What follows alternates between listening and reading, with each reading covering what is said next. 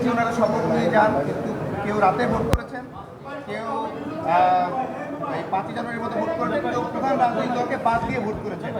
আপনি আজকে শপথ নিয়েছেন, মাননীয় প্রধানমন্ত্রীকে আপনি শপথ করিয়েছেন। আপনার স্যার প্রথম কাজ, প্রথম কি এজেন্ডা? দেখেন, গত 2-3 দিন ধরেই তো বলছি, আপনারা তো গত 2-3 দিন ধরে আমার বাসায় গিয়ে আমাকে এগুলো জানতে চাচ্ছেন। ফার্স্ট অফ অল, শপথ যেটা নিয়েছি, এই শপথের সম্মানটা আমি রাখতে চাই। এই শপথ যা নিয়েছি এটাকে আমি সমুন্নত রাখতে চাই। যারা হয়তো আপনারা বলছেন যে আগে শপথ নিয়েছিল, শপথ ভঙ্গ করেছে, শপথ ভঙ্গ হবে না। আমি এটাকে একটা নিজের জীবনের একটা বড় অপরচুনিটি হিসাবে দেখছি। এই দায়িত্বটাকে opportunity to serve the nation. দেশের মানুষ ভোটাধিকার থেকে বঞ্চিত, তারা ফ্রি ফেয়ার একটা ইলেকশনের জন্য অনেক সংগ্রাম করেছে, অনেক আন্দোলন করেছে বিগত বছরগুলোতে, এবং অনেকে রক্ত দিয়েছে। আমি তাদেরকে একটা free fair and credible election দেওয়ার জন্য প্রতিশ্রুতিবদ্ধ, and I will do my best for that. এবং আমি ইনশাল্লাহ কনফিডেন্ট যে I will be able to deliver. আমার টিম আছে, I have a very efficient team of election commissioners who are around me now. তো ইনশাল্লাহ আমরা সবাই মিলে, আপনাদের সবার সহযোগিতা নিয়েই কিন্তু আমাকে করতে হবে। আমরা একা পারবো না, কিন্তু আপনাদের সহযোগিতা লাগবে, দেশবাসীর সহযোগিতা লাগবে, রাজনৈতিক দলগুলোর সহযোগিতা লাগবে। সবার সহযোগিতা নিয়ে ইনশাল্লাহ আমরা এই জাতিকে একটা free fair and credible election আমরা ইনশাল্লাহ উপহার দেব।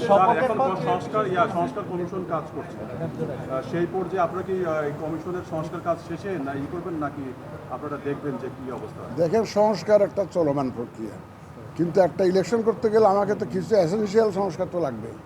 ফর এক্সাম্পল ধরেন, এখন নানা রকম কথা হচ্ছে। কেউ বলছে প্রপোর্শনাল রিপ্রেজেন্টেশন, কেউ বলে যে first past the post system, আগের সিস্টেমে ইলেকশন।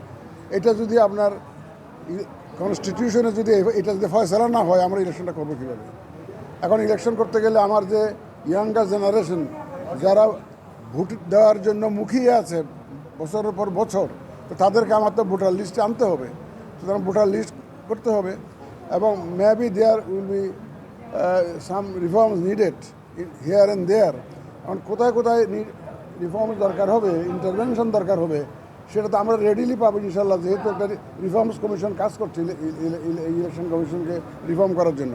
তাদের পরামর্শ আসুক, আমরা দেখি যে কোনটা গ্রহণযোগ্য হয়। এটা যেগুলো গ্রহণযোগ্য হবে সেগুলো বাস্তবায়ন করতে হবে আমাদের। আর দেখেন, কনস্টিটিউশন অ্যামেন্ডমেন্ট রিফর্ম কমিশন কাজ করছে। They will also have lot of suggestions about the constitution. ভাই, কনস্টিটিউশন ঠিক না করে, I am a product, my team is a product of the constitution. এই কনস্টিটিউশনটা যদি ঠিক না হয়, তাহলে আমাদের যাত্রা তো আমরা এলোপাতারি হয়ে যাবে। কনস্টিটিউশন রিফর্মস কমিশনটা কাজ করছে, সুতরাং এটাও শেষ হোক, সব সুপারিশগুলো আসুক। বেশি দিন তো নাই, ওনারা তো সরকার বলছে ডিসেম্বর পর্যন্ত টাইম দিয়েছে। ইটস নট ফার অ্যাওয়ে, অতি অল্প সময়। আপনারা আশ্বস্ত থাকুন, ইনশাল্লাহ আমাদের নিয়ত সহি, and we are confident inshallah we will be able to deliver.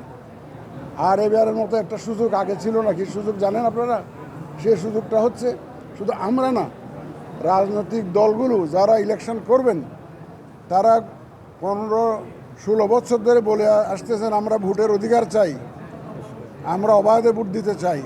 সুতরাং তাদেরকে আমরা সাথে পাবো, এবং তাদের ডিমান্ডটাকে আমরা বাস্তবায়নে সহযোগিতা করব তাদের। সুতরাং আমাদের তো এখন অসুবিধা নেই, তারাও জাতির কাছে ওয়াদাবদ্ধ। আজকে আর না, আমরা এখন ইলেকশন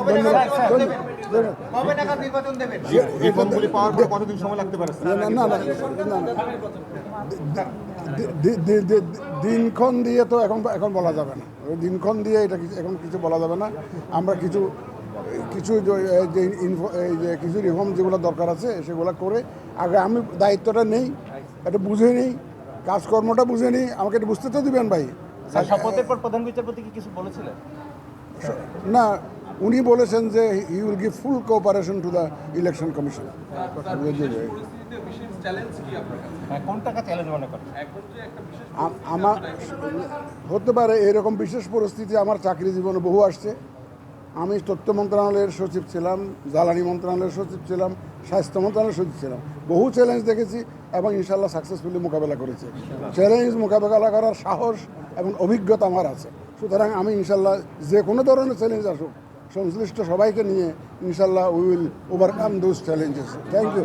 সেকেন্ড কোশ্চেন স্যার, একটা মিনিট, যে সংস্কার কমিশনের সংস্কার কথা বলছিলেন, আপনি কি এই যে নির্বাচনের ক্ষেত্রে সংস্কার কমিশনের সুপারিশ আসার পর্যন্ত অপেক্ষা করবেন? এটা সুপারিশটা আসে যাবে তো আপনার এই ডিসেম্বরে, টাইম তো বেশি দিন নাই। ওরা আর আওয়ামী লীগকে কি নির্বাচনে আনবেন এরকম কোনো ইচ্ছা আছে? এটা it is premature for me two comment on this. অনেক বিতর্ক চলছে, বিতর্কের একটা ফয়সালা হোক, কিন্তু তাহলে আপনারাও দেখতে পারেন যখন ফয়সালা হবে। তাহলে চলো আমরা যাই, এখন পরে কথা হবে আপনাদের সাথে।